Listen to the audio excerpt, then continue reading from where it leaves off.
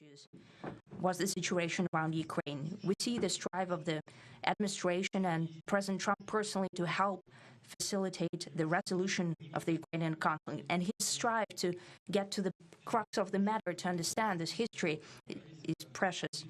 As I've said, the situation in Ukraine has to do with fundamental threats to our security. Moreover, we've always considered the Ukrainian nation, and I've said it multiple times, a brotherly nation. However strange it may sound in these conditions, we have the same roots, and everything that's happening is a tragedy for us and terrible wound. Therefore, the country is sincerely interested in putting an end to it. At the same time, we're convinced that in order to make the settlement lasting and long-term, we need to eliminate all the primary roots, primary causes of that conflict. And we've said it multiple times, to consider all legitimate concerns of Russia and to reinstate a just balance of security in Europe and in the world on the whole. And I agree with President Trump, as he has said today, that naturally the security of Ukraine should be ensured as well. Naturally, we're prepared to work on that. I would like to hope that the agreement that we've reached together will help us bring closer that goal and will pave the path towards peace in Ukraine. We expect that Kiev and European capitals will perceive that constructively and that they won't throw a wrench in the works. They will not make any attempts to use some backroom dealings to conduct provocations to torpedo the nascent progress. Incidentally, when the new administration came to power, bilateral trade started to grow. It's still very symbolic. Still, we have a growth of 20%. As I've said, we have a lot of dimensions for joint work. It is clear that the U.S. and Russian investment and business cooperation has tremendous potential. Russia and the U.S. can offer each other so much in trade, digital, high-tech, and in space exploration. We see that Arctic cooperation is also very possible, and our international context, for example, between the Far East of Russia and the West Coast of the U.S. Overall, it's very important for our countries to turn the page, to go back to cooperation. It is symbolic that not far away from here, at the border between Russia and the U.S., there is a so-called international date line.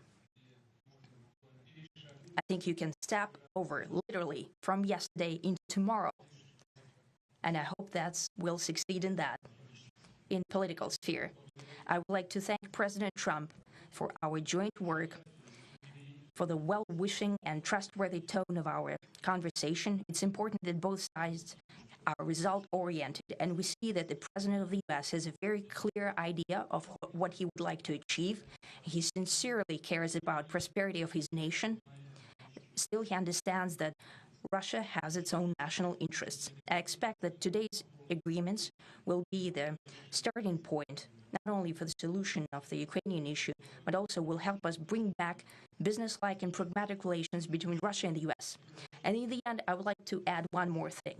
I'd like to remind you that in 2022, during the last contact with the previous administration, I tried to convince my previous American colleague that the situation should not be brought to the point of no return when it would come to hostilities. And I said it quite directly back then, that it's a big mistake. Today, when President Trump saying that if he was the president back then, there will be no war. And I'm quite sure that it would indeed be so. And I can confirm that.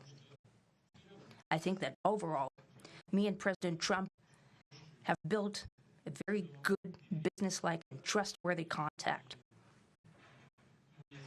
And I have every reason to believe that moving down this path, we can come, and the sooner the better, to the end of the conflict in Ukraine. Thank you. Thank you. Well, thank you very much, Mr. President. It was very profound, and I will say that I believe we had a very productive meeting. There were many, many points that we agreed on. Most of them, I would say, a couple of big ones that we haven't quite gotten there, but we've made some headway. So there's no deal until there's a deal. I will call up NATO in a little while. I will call up the various people that I think are appropriate, and of course call up President Zelenskyy and tell him about today's meeting. It's ultimately up to them. They're going to have to agree with what Marco and Steve and some of the great people from the Trump administration who've come here, Scott and John Radcliffe. Thank you very much. We have some of our really great leaders. They've been doing a phenomenal job. We also have some tremendous Russian business representatives here, and I think everybody wants to deal with us. We've become the hottest country anywhere in the world in a very short period of time, and we look forward to that. We look forward to dealing. We're going to try and get this over with. We really made some great progress today. I've always had a fantastic relationship with President Putin, with Vladimir. We had many tough meetings, good meetings. We were interfered with by the Russia hoax. It made it a little bit tougher to deal with, but he understood it. I think he's probably seen things like that during the course of his career. He's seen it all, but we had to put up with the Russia hoax. He knew it was a hoax, and I knew it was a hoax, but what was done was very criminal. But it made it harder for us to deal as a country in terms of the business and all of the things that we'd like to have dealt with. But we'll have a good chance when this is over. So just to put it very quickly, I'm going to start making a few phone calls and tell them what happened. But we had an extremely productive meeting, and many points were agreed to. There are just very few that are left. Some are not that significant. One is probably the most significant, but we have a very good chance of getting there. We didn't get there, but we have a very good chance of getting there. I would like to thank President Putin and his entire team, who I know in many cases, other than that, whose faces I get to see all the time in the newspapers. You're almost as famous as the boss, but especially this one right over here. But we had some good meetings over the years, right? Good, productive meetings over the years, and we hope to have that in the future. Let's do the most productive one right now. We're going to stop really 5, 6, 7,000, thousands of people a week from being killed. President Putin wants to see that as much as I do. So, again, Mr. President, I'd like to thank you very much, and we'll speak to you very soon and probably see you again very soon. Thank you very much, Vladimir. Next time in Moscow. Ooh, that's an interesting one. I don't know. I'll get a little heat on that one, but I could see it possibly happening. Thank you very much, Vladimir. And thank you all. Thank you. Thank you. Thank you so much.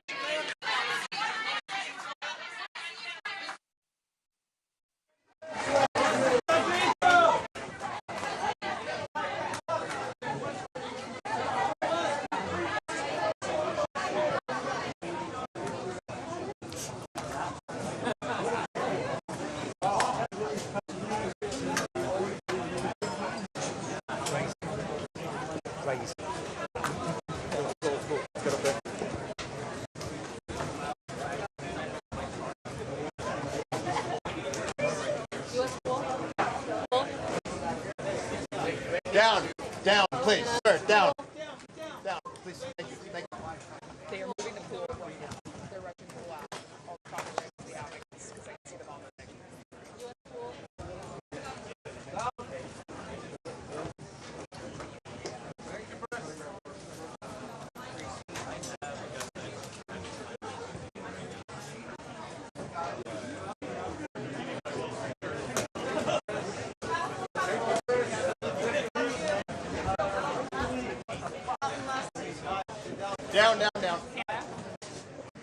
Down.